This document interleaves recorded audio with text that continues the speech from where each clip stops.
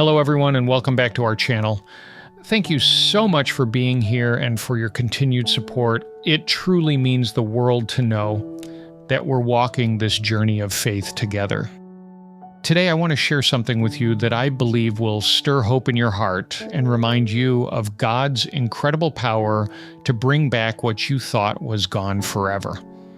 Our main scripture for today's video comes from 2 Kings chapter 6, verse 6, where it says, "The man of God asked, 'Where did it fall?' When he showed him the place, Elisha cut a stick and threw it there and made the iron float." We read about a miracle that seems small but carries a message so powerful it can change everything. Let's begin. There's something about loss that cuts deep into the human soul. We've all been there. Maybe you've misplaced your car keys right before an important appointment, or your phone disappeared just when you needed it most. That momentary panic, that sinking feeling in your chest, it's universal. But what about the losses that don't involve things you can hold in your hand? What about the morning you woke up and realized the peace you once had is gone? What about the relationships that used to bring you joy but now feel distant and broken? What about that fire you once had for God, that hunger for His Word, that excitement to pray, and now it feels like it's just vanished? These are the losses that keep us up at night. These are the voids that make us wonder if we'll ever feel whole again. But here's the beautiful truth I want you to hold on to today. God specializes in restoration. He is in the business of bringing back what was lost, and nothing, absolutely nothing, is beyond His reach. Let me take you back to an ancient story that illustrates this perfectly. In 2 Kings chapter 6, we find the prophet Elisha working with a group of young prophets who were training for ministry. Their community had grown so much that they needed to expand their living quarters, so they headed to the Jordan River to cut down trees for building materials. While one of these young prophets was working, swinging his axe with all his strength, something terrible happened. The iron axe head flew off the handle and plunged straight into the murky waters of the Jordan. Now, to us, that might sound like a simple accident, an inconvenience at worst, but in the 9th century before Christ, iron was incredibly rare and extremely expensive. This wasn't just any axe, it was borrowed. Losing it meant this young prophet could face a debt so large it might take his entire life to repay. In that culture, unpaid debt could lead to his children being sold into servitude. This wasn't just about a tool, this was about his future, his family, his reputation, and his calling. In one moment, everything he was working toward seemed to sink beneath the surface, lost and unreachable. But then Elisha stepped in. He didn't panic, didn't scold, didn't tell the young prophet he should have been more careful. Instead, he asked one simple question: where did it fall? The young prophet showed him the exact spot, and Elisha did something that defies all logic. He cut a stick, threw it into the water at that location, and suddenly the heavy iron axe head floated to the surface like a piece of wood. Iron doesn't float.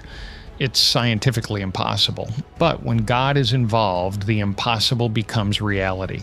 You see, this wasn't just about an axe head. It was about showing that nothing is too small for God's care. This miracle may seem small compared to other things Elisha did, like raising the dead or calling down fire from heaven, but it carries a message that will shake your faith awake. What matters to you matters to God, the same God who created the universe, who holds galaxies in His hands, who governs nations and commands the seas. That same God cares about the intimate details of your life. Your anxiety matters to Him. Your broken relationship matters to Him. Your lost joy matters to Him. If He can make iron float, He can absolutely restore what you've lost. I heard a story not long ago that perfectly captures this truth. A woman had lost her wedding ring 8 months earlier. She had searched everywhere, torn her house apart, retraced her steps countless times, but it was gone. She had all but given up hope of ever seeing it again. Then one Sunday she sat in church and heard a sermon about this very passage, about God restoring what was lost. The moment she got home, she felt a stirring in her spirit to look one more time. Within minutes, she found the ring in a place she had already checked multiple times before. But here's what's even more amazing. After she shared her testimony, 3 other people in that same congregation found their own long-lost wedding rings that very week. Coincidence? I don't think so. I think it's a reminder that when we align our faith with God's character as a restorer, He loves to show up and prove that nothing is too lost for Him to recover. But restoration doesn't happen automatically. There's a critical first step that many people miss, and it requires something that's not always easy: honesty. Elisha asked, "Where did it fall?" And the young prophet had to point to the exact spot. He couldn't be vague about it. He couldn't pretend everything was fine. He had to acknowledge the place of loss. The same is true for us.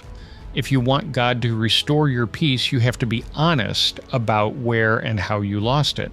Maybe it was when you started scrolling through social media every morning instead of opening your Bible. Maybe it was when you allowed comparison to steal your contentment. Maybe it was when you held onto that grudge instead of choosing forgiveness. Maybe it was when that secret habit you thought you could control started controlling you. Maybe it was when you stopped gathering with other believers because it felt easier to stay home. God already knows where you lost it, but He's waiting for you to acknowledge it, to bring it into the light, to say, "This is where I drifted. This is where I let go."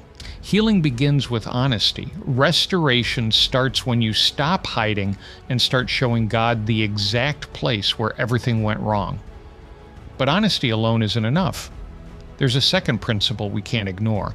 After the iron floated to the surface, Elisha didn't reach down and hand it to the young prophet. Instead, he told him to lift it out himself. God performed the miracle, but He required participation. This is how God often works. He makes the way, but He asks you to take the step. He opens the door, but He asks you to walk through it. He brings your faith back to the surface, but He asks you to reach out and grab hold of it again. Maybe that means you need to open your Bible today, even if you haven't in months. Maybe it means you need to pray, even if the words feel clumsy and uncertain. Maybe it means you need to reach out to that person and ask for forgiveness, even though your pride is screaming at you not to. Maybe it means you need to get back into community, even though it's uncomfortable. Whatever it is, God is making it possible, but you have to lift it out. You have to participate in your own miracle. Now, I need to address something important because I know exactly what some of you are hearing right now. There's a voice, a whisper in the back of your mind telling you it's too late. You've gone too far. You've messed up too many times. You've been away from God for too long. That relationship is too broken. That sin is too big. That hurt is too deep. That voice is not from God. That's the enemy, and he is the father of lies. He wants you to believe that restoration is impossible, because if you believe that, you'll never reach out. You'll never take that step. You'll stay stuck in the loss. But God says something completely different. In Joel chapter 2, verse 25, God promises, "I will repay you for the years the locusts have eaten." Not some of the years, all of them. God doesn't just restore what you lost yesterday or last week. He restores what you lost years ago. He redeems the time the enemy stole. He brings life to what looked dead. He rebuilds what looked permanently broken. It is never too late with God. Never. This entire message, this whole principle of restoration, it's not just a nice idea or a comforting thought. It's the very heart of the gospel. Jesus himself said in Luke chapter 19, verse 10, "For the Son of Man came to seek and to save the lost." Think about that. Jesus didn't come for people who had it all together. He came for the lost. He came for the broken. He came for those who had wandered far from God and couldn't find their way back. He came for sinners, for the hurting, for the ones who felt like they were drowning and couldn't reach the surface. That's the mission of Jesus. That's why he left heaven and walked this earth. That's why he went to the cross. He came to restore what sin stole, to bring back what the enemy buried, to recover what you thought was gone forever. Your identity, your purpose, your peace, your joy, your relationship with the Father, it's all part of his mission to restore. And if you've never surrendered your life to Jesus, if you've never experienced that restoration that only he can bring, today can be your day. He's not asking you to clean yourself up first. He's not asking you to get your life together before you come to him. He's asking you to come as you are, lost and broken, and let him make you new. King David understood this deeply. In Psalm chapter 51, verse 12, after his own season of failure and loss, he cried out, "Restore to me the joy of your salvation, and grant me a willing spirit to sustain me." Notice he didn't ask God to give him something new. He asked God to restore what he once had, that joy, that closeness with God, that fire in his spirit. It was there before, and he knew God could bring it back. Maybe that's your prayer today too. Maybe you remember what it felt like to have joy in your salvation. Maybe you remember when worship felt alive, when prayer felt natural, when reading God's word was something you craved instead of something you avoided. That can be yours again. God is still the God of restoration, and what he did for David, he will do for you. So here's what I want you to do right now. Be honest with God about what you've lost. Don't sugarcoat it. Don't minimize it. Just tell him. Show him the place where it fell, where it slipped away, where it got buried. And then when you sense him stirring something in your spirit, when you feel that gentle pull toward restoration, reach out and grab it. Take that step of obedience. Participate in your miracle. God is ready to make the impossible float again in your life. He's ready to bring back what you thought was gone. He's ready to restore your peace, your joy, your passion, your purpose, and your intimacy with him. Nothing is too lost for God.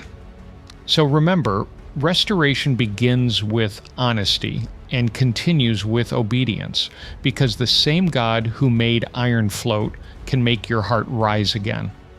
Before we close, I want to pray for you, because I believe this message is for someone who desperately needs to hear that God has not given up on you. Heavenly Father, we come before you with humble and honest hearts.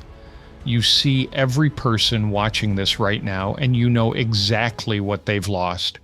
You know the pain they've carried, the emptiness they've felt, the nights they've cried, wondering if things could ever be different.